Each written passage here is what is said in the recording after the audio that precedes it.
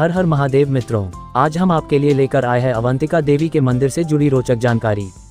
अवंतिका देवी मंदिर उत्तर प्रदेश के बुलंदशहर जिले में अनूपशहर तहसील के जहांगीराबाद से करीब 15 किलोमीटर दूर गंगा नदी के तट पर बना हुआ है। यह मंदिर रुक्मिणी श्री कृष्ण के विवाह का साक्षी है।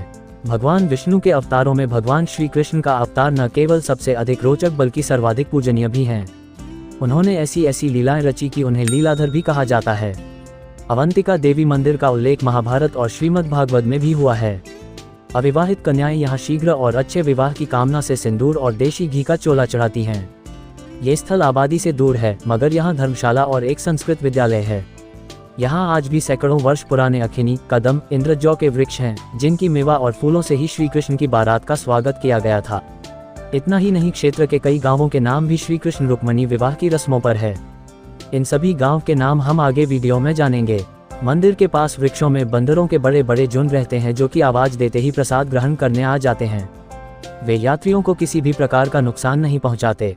आहार के नजदीक स्थित यह पावन स्थल अनूपशहर तहसील में जिला बुलंदशहर का सबसे प्राचीन मंदिर है। पृथ्वी पर जितनी भी सिद्धपीठ हैं, वे सब सती जी के अंग हैं, लेकिन ये सिद्धपीठ मां सती का अंग नहीं है। इस सिद्धपीठ में जगत जननी करुणामयी मां भगवती अवंतिका अंबिका देवी साक्षात प्रकट हुई थीं। मंदिर में दो संयुक्त मूर्तियां हैं, जिनमें बाईं तरफ मान भगवती जगदम्बा की है और दूसरी दाईं तरफ सती जी की प्रतिमा है। ये दोनों मूर्तियां अवंतिका देवी के नाम से प्रतिष्ठित हैं। रुक्मिणी जी ने भगवान श्री कृष्ण को पति रूप में प्राप्त करने के लिए इन्हीं अवंतिका देवी का पूजन किया था।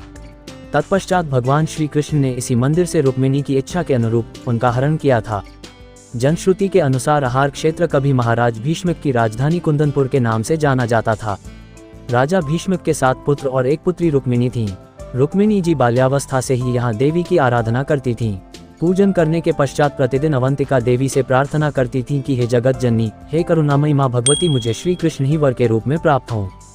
रुक्मिणी जी जब विवाह योग्य हुई तो उनके पिता राजा भीष्मक को उनके विवाह की चिंता हुई। राजा भीष्मक को जब यह मालूम हुआ कि रुक्मिणी श्री कृष्ण को पति के रूप में चाहती हैं, तो वे इस विवाह के लिए सहर्ष तैयार हो गए। जब इस विवाह के बारे में राजा भीष्मक के सबसे बड़े पुत्र रुक्मी को मालूम हुआ, तो उसने श्री कृष्ण रुक्मिणी विवाह का विरोध किया। राजकुमार रुक्मी ने रुक्मिणी जी का विवाह चेदी नरेश राजा दंभोज के पुत्र शिशुपाल से उनके हाथ में मोहर बांधकर तय कर दिया। शिशुपाल ने अपनी सेना को विवाह से 3 दिन पहले ही कुंदनपुर के चारों ओर तैनात कर दिया और हुक्म दिया कि श्री कृष्ण को देखते ही बंदी बना लिया जाए। राजकुमारी को जब यह मालूम हुआ कि उनका बड़ा भाई रुक्मी उनका विवाह शिशुपाल के साथ करना चाहता है, तो वह बहुत दुखी हुई। राजकुमारी रुक्मिणी ने एक ब्राह्मण के माध्यम से भगवान श्री कृष्ण के पास द्वारिका संदेश भेजा कि उन्होंने मन ही मन भगवान श्री कृष्ण को पति के रूप में वरण कर लिया है, परंतु उसका बड़ा भाई रुक्मी उनका विवाह उनकी इच्छा के विरुद्ध जबरन चेदी के राजा के पुत्र शिशुपाल के साथ करना चाहता है, इसलिए वह वहां आकर उनकी रक्षा करें। रुक्मिणी की रक्षा की गुहार पर भगवान श्री कृष्ण आहार पहुंचे तथा रुक्मिणी की इच्छानुसार इसी माता अवंतिका देवी मंदिर से रुक्मिणी का हरण किया। कथा के अनुसार हरण के वक्त रथ को रुक्मिणी जी चला रही थीं। वहीं उनको राजा शिशुपाल, जरासंध तथा राजकुमार रुक्मी की सेनाओं ने चारों ओर से घेर लिया। उसी समय उनकी मदद के लिए उनके बड़े भाई बलराम जी भी अपनी सेना लेकर आ गए। इस दौरान श्री कृष्ण के भाई बलराम और रुकम के बीच भीषण युद्ध हुआ। बताया जाता है कि बलराम जी ने महाराजा भीष्मक की राजधानी कुंदनपुर को पलट दिया था और उसी समय से कुंदनपुर का नाम आहार पड़ गया। आज भी आहार क्षेत्र में मिट्टी खुदने पर मकानों की दीवार निकलती हैं।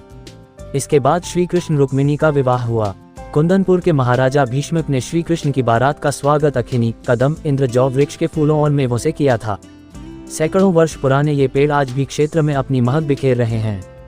बुजुर्गों के अनुसार आहार क्षेत्र के आसपास के करीब 2 दर्जन से ज्यादा गांवों के नाम आज भी श्री कृष्ण रुक्मिणी विवाह की रस्मों पर आधारित हैं। आहार क्षेत्र के गांव मोहरसा में श्री कृष्ण का मोहर बंधा था, इसलिए इसका नाम मोहरसा पड़ा। दराबर गांव में श्री कृष्ण जी का दरबार लगता था। बामनपुर गांव में श्री कृष्ण की बारात का ब्रह्मभोज हुआ था। गांव सेहलिंग में श्री कृष्ण का मोहर मोर के पंखों से बनाया गया था। गांव सिरोरा में श्री कृष्ण का मोहर सिराया गया था। गांव खंदोई में ब्रह्मभोज के लिए मिट्टी के बर्तन बने थे। आहार में अवंतिका देवी मंदिर के पास गंगा किनारे रुक्मिणी कुंड बना हुआ है। बताया जाता है कि रुक्मिणी रोज अवंतिका देवी मंदिर के पास गंगा स्नान करने आती थीं। मान्यता है कि इस कुंड में स्नान करने से चर्म रोग दूर हो जाते हैं। क्षेत्र के लोगों का कहना है कि कितनी भी बाढ़ आ जाए, लेकिन ये कुंड कभी नहीं डूबता है। वीडियो अच्छी लगी हो तो हमारे चैनल को लाइक और सब्सक्राइब करें और साथ ही साथ नोटिफिकेशन ऑन कर ले, जिससे हमारी आने वाली सारी वीडियो आप तक आसानी से पहुंच सके। वीडियो देखने के लिए आपका धन्यवाद।